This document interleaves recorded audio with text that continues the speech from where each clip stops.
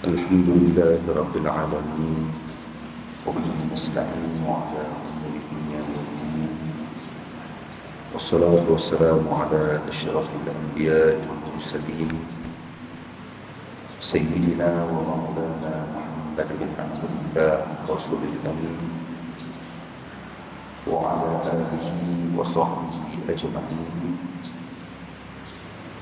سبحانك لا علم لنا إلا ما علمتنا إنك أنت العليم الحكيم ولا حول ولا قوة إلا بالله العلي العظيم أما بعد. Alhamdulillah, syukur kepada Allah Subhanahu wa taala dapat kita bertemu pada pagi ini. Mudah-mudahan kita mendapat rahmat serta keampunan daripada Allah Subhanahu wa taala. Tuan-tuan, puan-puan, ibu, ayah-ayah, muslimin dan muslimat yang dirahmati Allah Subhanahu wa taala sekalian, dalam kesempatan waktu yang ada pada pagi ini, sempena dengan keberadaan kita di dalam bulan Rejab, maka molek untuk kita sebut sedikit sebanyak berkaitan dengan bulan yang barakah ini. Semoga kita dapat mengambil beberapa manfaat. Baik. Jadi yang pertama, apabila melangkah masuk dalam bulan Rejab, tuan-tuan, ada satu doa yang diajarkan oleh Nabi kita Muhammad sallallahu alaihi wasallam, itulah Allahumma barik lana fi Rajab wa Sya'bana wa ballighna Ramadan. Ataupun ada orang baca Allahumma barik lana fi Rajab wa Sya'bana wa ballighna Ramadan. Tuan-tuan baca Rajabah betul, tuan-tuan baca Rajabin pun betul. Yang tak betul tak baca. Baca. Minta berkat yang didoakan kepada Allah tadi ini adalah kita memohon keberkatan daripada Allah Subhanahu wa taala sepanjang berada di dalam bulan Rejab. Ya Allah, berkati kami dalam bulan Rejab, berkatkan kami dalam bulan Sya'ban, dan panjangkan umur kami untuk kami bertemu dengan Ramadan. Jadi yang diminta dalam bulan Rejab ni, tuan-tuan, adalah barakah. Berkat dan barakah ini, tuan-tuan, bukan sekadar bulan Rejab kita minta, tetapi telah diajarkan oleh Nabi supaya didoakan keberkatan ini pada setiap masa dan waktu.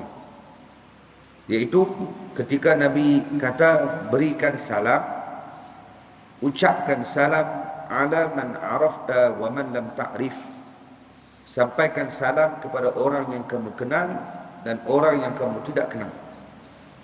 Dan tuan-tuan, dalam salam yang kita ucapkan, Assalamualaikum warahmatullahi wabarakatuh.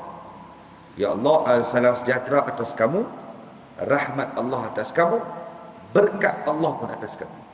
Semoga kamu diberkati. Jadi maksudnya setiap kali kita jumpa orang, kita doakan dia supaya diberkati. Orang kita kenal ke, orang kita tak kenal ke, kita dituntut mendoakan mereka dengan keberkatan. Bila kita doa ke orang berkat, orang jawab balik salam, dia juga doakan kita keberkatan. Ini menunjukkan bahawa berkat benda yang sangat penting dalam hidup manusia.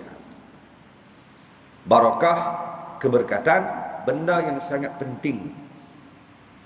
Dan tuan-tuan, kalau tidak ada keberkatan, kehidupan kita atas dunia tidak akan tenang dan bahagia. Bahagia dan ketenangan itu akan datang setelah kamu diberkati oleh Allah Subhanahu wa taala. Batu tak betul ada orang nampak berkat itu, bahagia itu ada pada duit yang banyak. Tuan-tuan ada duit banyak, tuan-tuan ada wang yang berlebihan. Ada orang kata bahagianya dia, syoknya dia kerana ada duit banyak. Tak betul. Kerana ramai orang yang ada duit banyak, tetapi Allah tidak berikan kebahagiaan. Bahagia bukan ada pada duit. Tuan-tuan, kalau bahagia tu ada pada duit, Orang jutawan tak pening kepala. Ah, tak pening, tak serabut. Ramai serabut. Bergaduh dengan isteri, bergaduh dengan keluarga. Ah, banyaklah kita jumpa jenis itu. Duit banyak, tapi tak bahagia. Tuan-tuan yang dirahmati Allah, ada orang dia kata bahagia apabila ada pasangan yang cantik. Kalau isteri dia cantik, suami dia lawa, handsome, bahagia. Siapa hendak? Ramai mana orang yang pasangan yang cantik, yang lawa, yang orang panggil bagai pinang di belah dua, tetapi jodoh mereka tak panjang, cerai. Gaduh, cerai. Gaduh, cerai. Lawa tapi tak bahagia. Jadi bahagia itu saat kamu mendapat berkat dalam kehidupan. Pasangan suami isteri yang bahagia saat mereka diberkati. Orang yang ada duit bahagia saat mereka diberkati. Maksudnya bubuh datang manapun, yang penting ada barakah, ada berkat. Contoh, tak kaya tak apa, kalau ada keberkatan bahagia. Tak lawa tak apa, pasangan biasa saja. Tapi kalau saling menghargai, isteri tutup aib suami, suami hormati isteri, tunaikan hak tanggungjawab, bahagia. Bahagia. Tapi kalau isteri tak buka aib, isteri duk buka aib suami, dan bahagia orang. Isteri kita duk cerita tentang buruk kita. Tuan-tuan, bahagia celah mana? Tapi kalau isteri tadi tutup aib kita daripada dulu sampai lah, isteri kita tahu perangai buruk kita apa, tapi sampai sekarang haram dia tak nak cerita ke orang pun. Tuan-tuan, alhamdulillah Allah kurniakan isteri macam tu. Kan bahagia. Si isteri pula daripada dulu sampai lah suaminya tak pernah miss bagi nafkah. Hormat dia, jaga dia. Jadi saat suami isteri tadi faham dengan agama Allah, Allah berikan barakah, bahagia. Jadi berkat ini penting, dan khususnya bila duduk dalam bulan Rejab, kita diajarkan oleh Nabi, ya Allah berkati kami di dalam bulan Rejab, berkatkan kami dalam bulan Sya'ban, supaya kami boleh sampai dengan Ramadan berbekalkan barakah yang banyak. 2 bulan ini minta berkat. Tuan-tuan, dengan keberkatan yang diberikan oleh Allah, kita akan langkah masuk dalam Ramadan dengan penuh kebaikan. Tapi kalau tak ada berkat dalam bulan Rejab, masuk bulan Sya'ban tak ada berkat, dia masuk Ramadan dalam keadaan yang lemah. Baca Quran tak khatam, tarawih tak dapat tiap malam, puasanya tak berkualiti, sedekahnya tak banyak mana, dia akan jam. Kerana 2 bulan yang disediakan untuk bertemu dengan Ramadan, dia tidak mendapat berkat daripada Allah Subhanahu wa taala. Baik, jadi tuan-tuan dan rahmati Allah, yang pertama minta sungguh-sungguh kepada Allah semoga kita diberkati oleh Allah Subhanahu wa taala. Saya nak ambil sedikit pada pagi ini berkaitan dengan peristiwa yang pernah berlaku di dalam bulan Rejab. Tuan-tuan, apa dah yang pernah berlaku dalam bulan Rejab? Sedia maklum, Isra' Mi'raj itu maklum. Sejarah catat bulan Rejab ni tuan-tuan antara bulan yang ada sejarah, dan antara sejarah yang terpahat di dalam sejarah ialah Rejab bermula episod kesedihan di dalam hidup Nabi SAW. Bila? Tahun ke-10 kenabian, bulan Rejab, Allah Subhanahu wa taala wafatkan bapa saudara Nabi, Abu Thalib. Isra' Mi'raj tahun ke-11 bulan Rejab. Tahun sebelum Isra' wal Mi'raj, bulan Rejab tahun ke-10, Abu Thalib wafat. Dan antara sebab Abu Thalib wafat, tuan-tuan, adalah kerana Nabi diboikot oleh orang Mekah. Antara sebab kematian Abu Thalib kerana dia tertekan, dia diberikan tekanan, pressure, stres anak saudara yang paling dia kasih diboikot. Tuan-tuan, Nabi kena boikot bermula tahun ke-7, bersambung tahun ke-8, bersambung tahun ke-9. 3 tahun Nabi kena boikot. Orang Arab musyrikin Mekah melihat dakwah Rasulullah semakin berkembang. Kemuncak dakwah Nabi berkembang saat Sayyidina Hamzah dan Sayyidina Umar radhiyallahu anhuma masuk Islam. 2 orang ni masuk Islam, jam. Orang Mekah musyrikin pening. Macam mana umat boleh ikut dia? Maksudnya kalau biar lagi Muhammad ni duk berdakwah, makin ramai yang akan ikut Islam. Jadi tuan-tuan, mereka bincang, buat mesyuarat, tak ada jalan lain dah. Jalan yang paling mujarab untuk sekat dakwah Muhammad adalah dengan boikot. Siapa yang ikut Muhammad, dia beriman ke tak beriman ke, kalau dia sokong Muhammad, kita boikot semua. Tuan-tuan, Nabi dan pengikut Nabi dihalau ke lereng bukit. Bermula tahun ke-7 kenabian, mereka halau Nabi. Gubal satu undang-undang, jangan jual kalau mereka nak beli, jangan beli kalau mereka nak jual.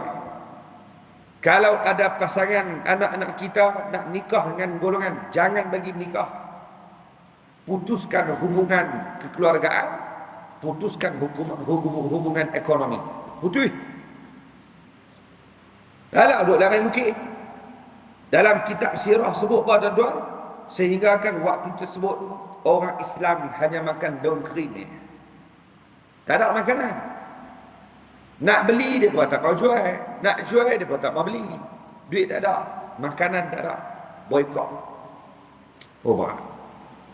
Bukan sehari 2 tuan-tuan, 3 tahun. Satu ketika dahulu rakyat Malaysia pernah kempen Buy Muslim First, BMF. Beri barang, utamakan barangan Muslim. Bukan boikot, hanya utamakan barang orang Islam. Kalau ada barang orang Islam dengan orang bukan Islam, beli yang Islam dulu. Tuan-tuan, kempen tersebut bukan boikot, utamakan barang orang Islam saja. Walau bukan boikot, tapi orang bukan Islam pening dah, tak mampu dah. Barang ni pun tak beli. Bukan boikot, hanya utamanya. Itu pun telah menjejaskan ekonomi orang bukan Islam. Itu kalau boikot. Cuma kempen tu hangat-hangat tai ayam. Lah ni hangat pun tak, ayam pun tak, tinggal tainya. Dah. Tak barang, cuma nak apa? Kalau tak boikot pun, hanya utama bagi orang Islam pun, orang bukan Islam dah berat. Kalau boikot, mereka boikot Nabi. Jangan beli, jangan jual, jangan sembang, jangan kesian, semua jangan. Gubal pula undang-undang. Siapa langgar undang-undang, ada hukuman dia. Siapa nak jual? Undang-undang. Tuan-tuan, 3 tahun Nabi kena halau dari bukit. Bukit di Mekah bukan macam bukit kat Kedah. Tuan-tuan, kalau dihalau dari bukit kat Kedah ni, gagah habis. Duduk di Alok Malai, tiba-tiba kena halau pergi duduk kat belah Gunung Jerai. Tak apa, cantik, ada sungai. No, kena halau ke Gunung Baling. Tak apa. Tuan-tuan, lah ni orang cari rumah dalam hutan pula. Kena halau dalam hutan, tak apa. Atas bukit. No, pergi Perlis. Ada satu kedai sarapan yang viral. Kalau tak salah saya, namanya Dusun Nakawat. Pergi dalam hutan tu. Nak masuk dulu macam, silap jalan dah ni, mana ada orang dalam ni. Masuk dulu. Punya ramai orang. Suasana yang cantik, tempat yang tenang, bunyi hutan, burung, binatang. Tuan-tuan, kalau orang lah kena halau dalam hutan, tak apa. Yang kelut apa? No baling no. Tuan-tuan, lagi cantik jadi tempat pelancongan. Orang Kuala Lumpur, orang Melaka, Negeri Sembilan naik motor konvoi semata-mata nak main tengok. Antara tempat yang jadi tumpuan, makan tengah hari dalam sungai. Laut dia susun tepi tebing tu, meja susun dalam sungai. Maksudnya makan kaki rendam dalam sungai.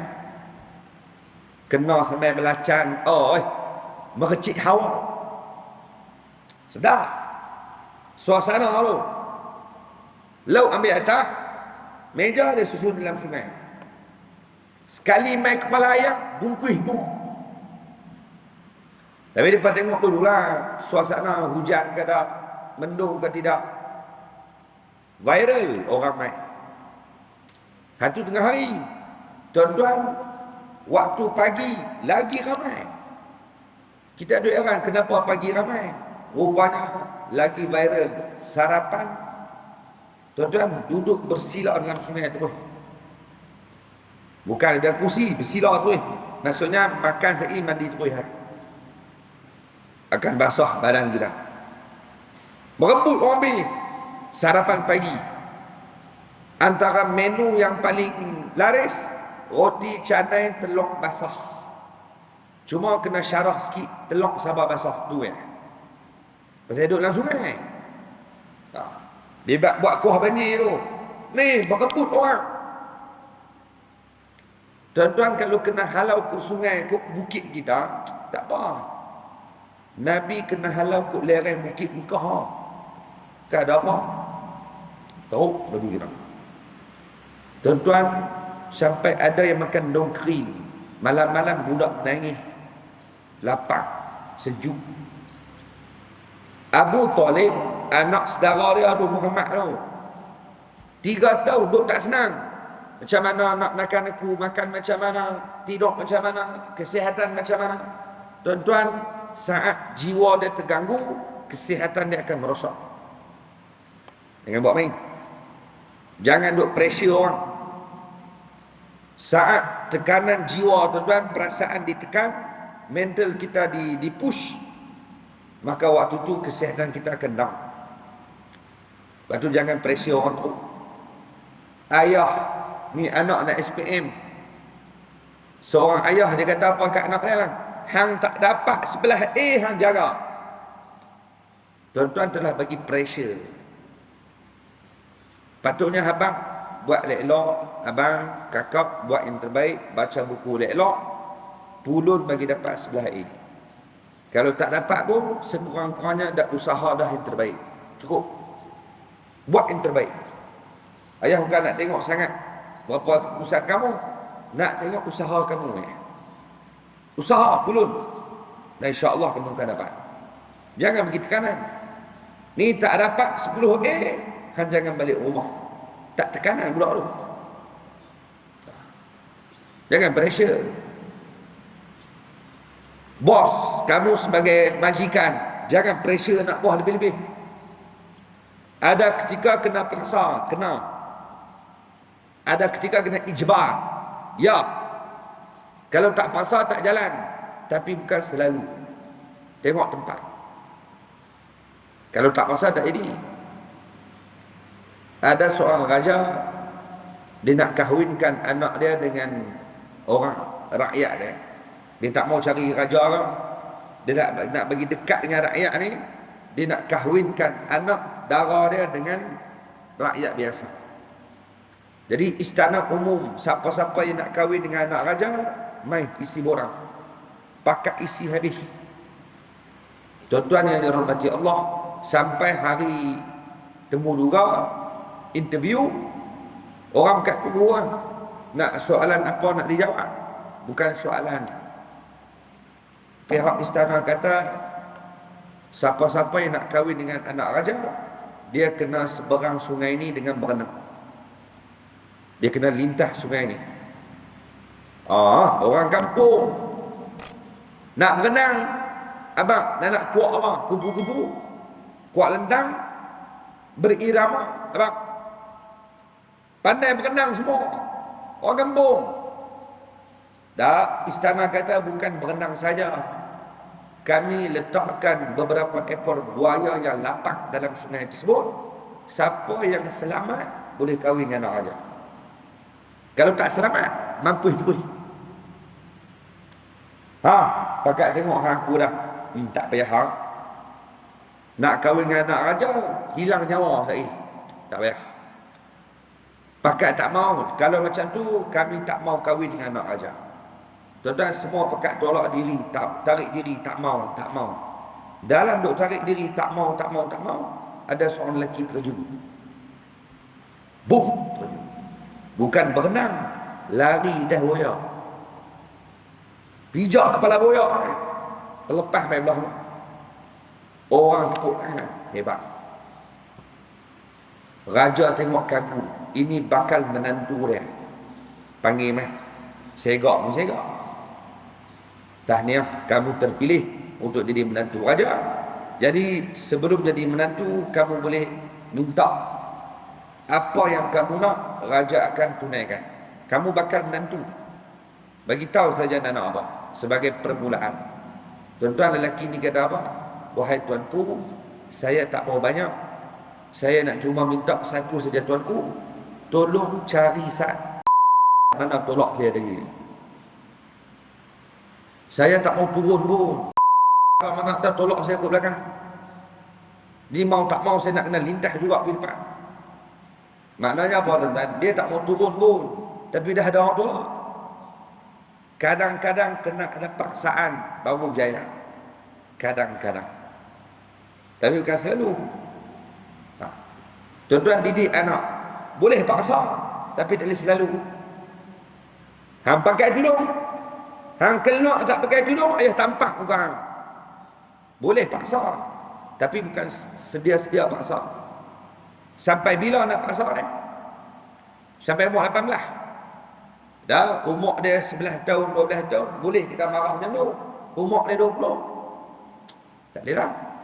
Jadi paksaan bukan kaedah yang selama-lamanya. Jadi tak boleh paksa. Jangan pressure. Orang buat kajian, seekor kambing diletakkan dalam sangkar bagi makan. Sebelah dia bubuh juga seekor lagi kambing, bubuh makan.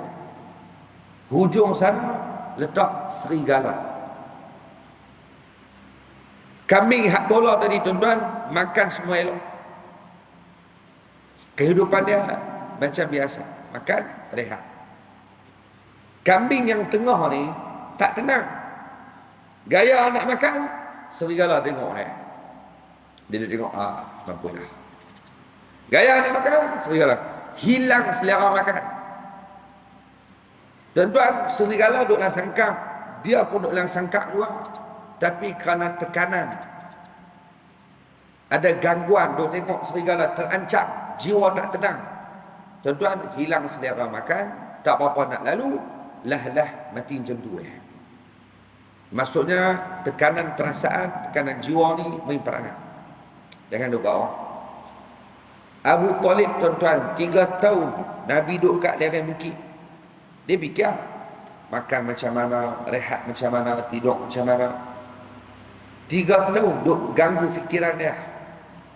Tuan-tuan, sehinggalah tahun ke-10 kenabian, Nabi keluar daripada boikot. Panjanglah kisahnya. Cuma tahun ke-10 Allah keluarkan Nabi daripada peristiwa boikot. Kata ulama, 6 bulan selepas Nabi keluar daripada boikot, mati Abu Talib. Jadi kalau Nabi keluar bulan Muharram tahun ke-10, Safar, Rabiul Awal, Rabiul Akhir, Jamadil Awal, Jamadil Akhir, Rejab. Bulan Rejab wafat Abu Talib. Tuan-tuan, Abu Talib wafat, bermula episod kesedihan dalam hidup Nabi. Nabi sedih. Lepas Abu Talib wafat, tak lama mana, selang lebih kurang 2 bulan, Khadijah pula wafat Ramadan. Sedih lagi Nabi. Kena lagi. Bermula Rejab, Nabi mula sedih. Bila Abu Talib wafat, Khadijah pula wafat, orang Mekah mula serang gila-gila kat Nabi. Hak nu serang, yang ni kacau, yang nu maki. Sebab Abu Talib tak ada dah, Khadijah pun tak ada dah, Muhammad tak ada dah pembela. Serang. Nabi dikacau, diserang oleh kampung dia sendiri. Nabi buat apa? Nabi pergi Taif, minta bantuan kepada pembesar di Taif. Pokoklah mereka nak tolong. Mereka sambut Nabi dengan hinaan dan makian. Maki Nabi, hina Nabi, punggai batu kat Nabi, berdarah kaki Nabi. Teruk. Bermula Rejab, tuan-tuan, bermula Rejab tahun ke-10, kesedihan demi kesedihan, ujian demi ujian datang kat Nabi. Hak berat-berat pula tu. Tapi Nabi sabar, Nabi hadap dengan sabar. Berkat kesabaran Nabi SAW, bulan Rejab tahun ke-11 berlaku Isra' dan Mi'raj. Baik, tuan-tuan, sebelum saya berhenti, 3 poin yang saya nak sebut berkaitan dengan Isra' Mi'raj ni. Tuan-tuan, yang pertama, Isra' dan Mi'raj berlaku adalah untuk merawat balik luka di hati Nabi SAW. Tujuan Allah perjalankan Nabi untuk rawat balik luka. Nabi tengah sedih, maka cara untuk hiburkan balik Nabi, berikan sokongan moral pada Nabi, bawa Nabi berjalan. Lalu dibawa Nabi berjalan Mekah sampai Palestin, naik langit. Itu adalah untuk sokongan moral kepada Nabi SAW. Dan Nabi dibawa ke mana? Tuan-tuan, Nabi diangkat naik ke tempat yang sangat tinggi, langit. Tempat yang makhluk lain tak pernah sampai. Jadi poin pertama yang kita boleh belajar apa dia, tuan-tuan? Yang pertama, kata ulama, berkat kesabaran Nabi SAW dengan ujian yang berat diberikan oleh Allah, Allah angkat Nabi di tempat yang sangat tinggi. Maka simbolik kepada umat Nabi pula, mana-mana umat yang diberikan ujian oleh Allah, sabar. Kamu diuji, sabar. Kamu diuji, sabar. Berkat kesabaran tadi, Allah akan angkat kedudukannya tinggi. Darjat kamu akan dimuliakan oleh Allah. Kena sabar banyak. Semua yang hadir pada pagi ini masing-masing ada ujian. Saya ada ujian, tuan-tuan ada ujian.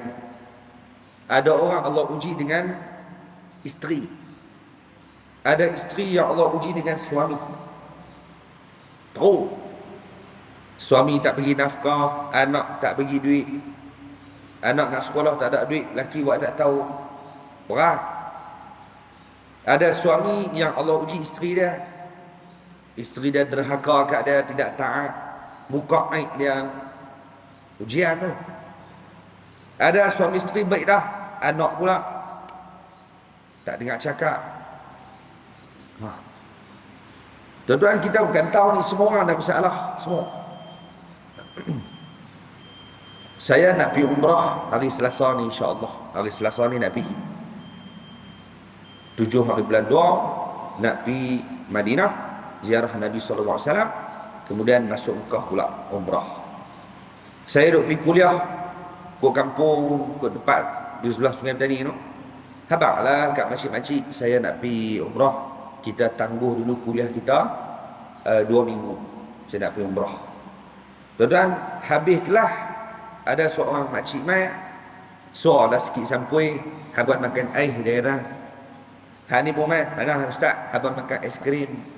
Yang ni habis makan pelam. Tuan-tuan, pakai duk mai suruh ni, jenuh makan air. Semua aiskrim. Saya kata, habis makan kepala kambing dengan dada. Lawak ni. Ada seorang makcik ini, ibu ni, dia mai suruh dia kata, ustaz, habis makan aiskrim dia kata, dan nak minta ustaz tolong doa ustaz.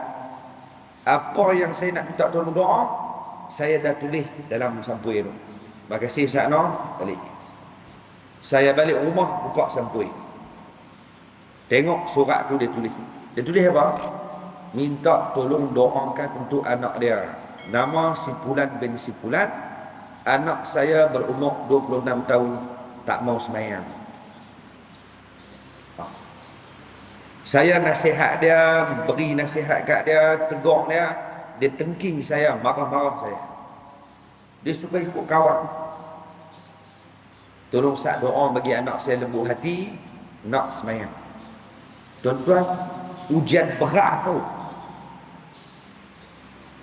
Ujian paling besar dalam hidup seorang ibu dan ayah, tuan-tuan, saat anak dia tak mau sujud pada Allah. Jen.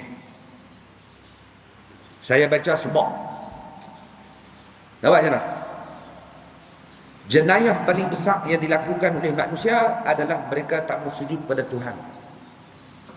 Umur 26. Tuan-tuan, anak tu anak yang dia lahirkan, anak yang dia susukan, anak yang dia belah, ajak, didik.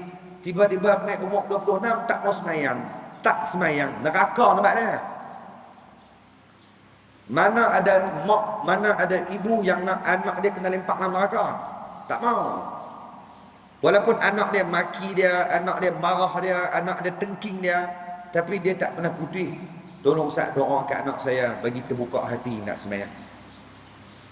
Masalah Ustaz tu, main mengaji tapi ada masalah. Kita akan tahu, ni semua ada masalah. Masing-masing ada masalah. Saya ada masalah. Semua orang ada ujian. Maka Isra' dan Mi'raj ajarkan kat kita, apa saja ujian, sabar. Innallaha ma'as sabirin. Allah duduk dengan orang sabar. Sabar. Allah akan angkat darjat kamu tinggi. Satu. Jadi tuan-tuan, apa saja ujian, insya-Allah Allah yang bagi ujian tu. Sabar banyak. Cari jalan. Banyakkan berdoa. Sabar. Satu.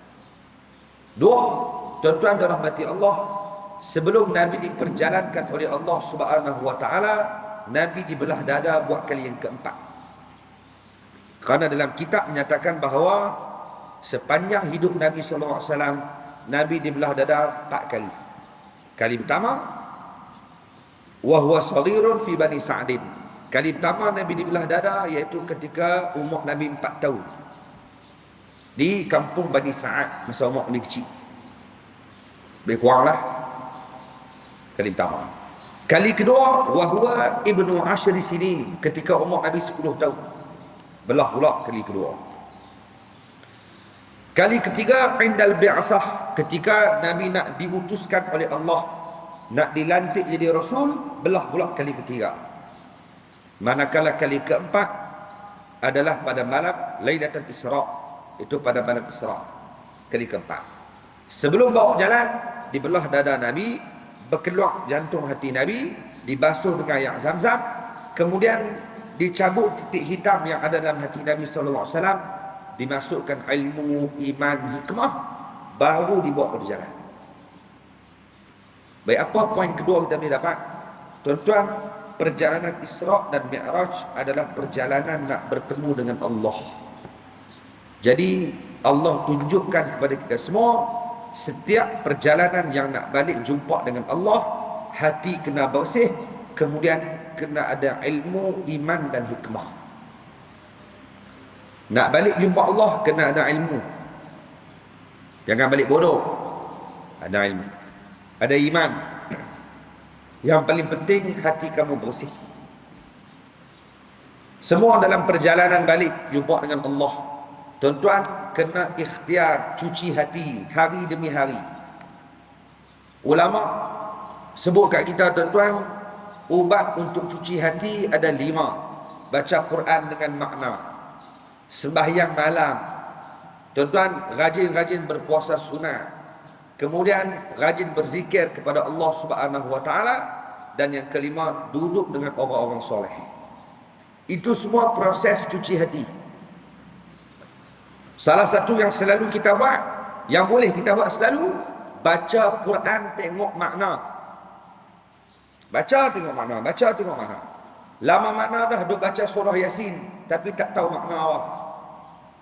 Baca surah Al-Mulk tiap-tiap malam, tak tahu makna apa. Al-Kahfi tak tinggal pagi Jumaat tapi tak tahu makna. Lepas ni baca tengok makna, baca tengok makna. Hati kamu akan bersih sikit-sikit. cuci hati. Apatah lagi orang yang semakin berusia, umurnya dah 60 tahun, 70 tahun, yang ni lagi kena kerap cuci. Kena banyak bangun malam, kena banyak berpuasa, kena banyak duduk dengan orang-orang soleh. Kerana kamu nak pergi dah, bukan lawang. Siapa nak balik jumpa dengan Allah, hati kena bersih. Dua. Dan yang ketiga yang kita sebut sebagai penutup pada pagi ini, tuan-tuan, perjalanan Isra' dan Mi'raj bermula daripada Masjidil Haram tamat dengan Masjidil Aqsa, baru naik langit. Itu juga simbolik kepada umat Nabi bahawa setiap perjalanan yang nak bertemu dengan Allah kena mula dengan masjid, tamat dengan masjid, baru balik jumpa Allah. Siapa pun mati, orang kat main masjid. Orang kabut main. Penamah dia masjid. Masa hidup main tak? Kalau hidup kamu tak main masjid, masa mati baru orang usung buat main, jam. Perjalanan kamu tak cantik. Kerana Isra' Mi'raj ajak kat kita, perjalanan Nabi nak bertemu dengan Allah mula dengan masjid, tamat dengan masjid. Quran sebut Masjidil Haram, Masjidil Aqsa, baru naik. Bukan angkat dari Mekah tu, buat pergi masjid tu. Nak bagi tahu perjalanan hidup manusia ni tidak boleh renggang dengan masjid. Tak boleh. Hidup siapa pun kalau tak main masjid, ada orang rumah dia belakang masjid, tepi masjid, tapi tak mau pergi, langsung tidak ada hubungan dengan masjid, maka orang macam itu dah akan ada masalah. Kalau kamu jauh dengan masjid surau, pesan ke anak kita, menantu kita, cucu kita, jangan tinggal masjid. Pilah duduk mana pun, masjid kan tinggal, bagi ada hubungan. Gamak tak sempat nak pergi masjid, pergi jumpa tu imam, jumpa orang masjid, saya ni duduk sekian-sekian, lah tak nampak pun, minta maaf, tak ada nak main, tapi teringin nak main ni. Jadi nak RM50, haguan belanja orang masjid, makan nasi lemak pagi-pagi. Pagi dia tak ada main, tapi duit dia sampai. Tuan-tuan, saya duduk di Merbuk, masjid hak viral sekarang ni Al-Bushra orang. Masjid Al-Bushra. Pagi Jumaat kemarin dulu, tuan-tuan, orang bagi sumbangan duit nak suruh jamu orang Jumaat main makan RM12,600. Anak kedarah ni tanpa RM12,000 dia bagi duit, orang Malaysia bagi. Nah, saya tak ada nak pergi masjid tu, nah ambil duit, jamu orang masjid makan. Masjid ada food court, siapa yang singgah free, penuh. Hak free lah, hak tak free tak penuh. Ni hak free penuh orang pergi makan. Hak nu bagi gerai roti canai, noh 500, belanja 500 biji. Hak nu bagi, nah hak ni 1,000, ni 2,000, hak ni 1,000, ni 1,000. Beda kat kedai makan ni, tolong buat bagi free je kau. Orang bagi duit dah. Walaupun dia tak ada main, tapi duit dia sampai. Ada hubungan dia dengan masjid. Ni sampai hidup tak pernah main masjid, tak ada dengan masjid. Tuan-tuan, orang beriman dengan masjid umpama ikan dengan ayam. Ikan yang dijauhkan daripada ayam, duduk tak lama mati. Macam tu juga orang beriman. Kalau jauh pada masjid sampai tahap dia terlalu lama, mati. Bukan mati jasad, mati hati ini. Berat. Jadi tuan-tuan dan rahmati Allah Subhanahu wa taala sekalian, Isra' dan Mi'raj ni banyak dia punya pengajaran. Cuma kita ambil 3 tu cukuplah untuk bekalan kita pada pagi ini. Yang pertama, sabar banyak-banyak dengan ujian yang Allah bagi, Allah akan angkat darjat kamu. Yang kedua, orang yang nak balik jumpa dengan Allah, pastikan hatinya dicuci bersih dengan amalan-amalan soleh. Dan yang ketiga, jangan tinggal masjid. Biar kita duduk main masjid ni sampai mati. Selagi tak mati, masjid dia akan sampai. Lagi duduk ada nyawa ni, main. Sampai masa dia tak main, orang tahu dah mati lah. Biar betara tu. Pak Long ni kalau hidup dia akan main. Tapi dah mati dah, tak main. Biar main masjid sampai mati. Jadi tuan-tuan, hak tak pernah main tu kita anggap mati dah. Tu dia tak main. Kalau dia hidup dia akan main. Biar main masjid ni sampai kita dijemput oleh Allah SWT. Ketika hidup kita main masjid, ketika mati orang bawa main kita ke masjid. Semoga perjalanan kita bertemu dengan Allah adalah perjalanan yang baik, insya-Allah. Jadi tuan-tuan, sekarang itu dulu yang boleh kita kongsikan pada pagi ini. Insya-Allah ada masa lapang, umur yang panjang. Kita bertemu lagi pada masa akan datang.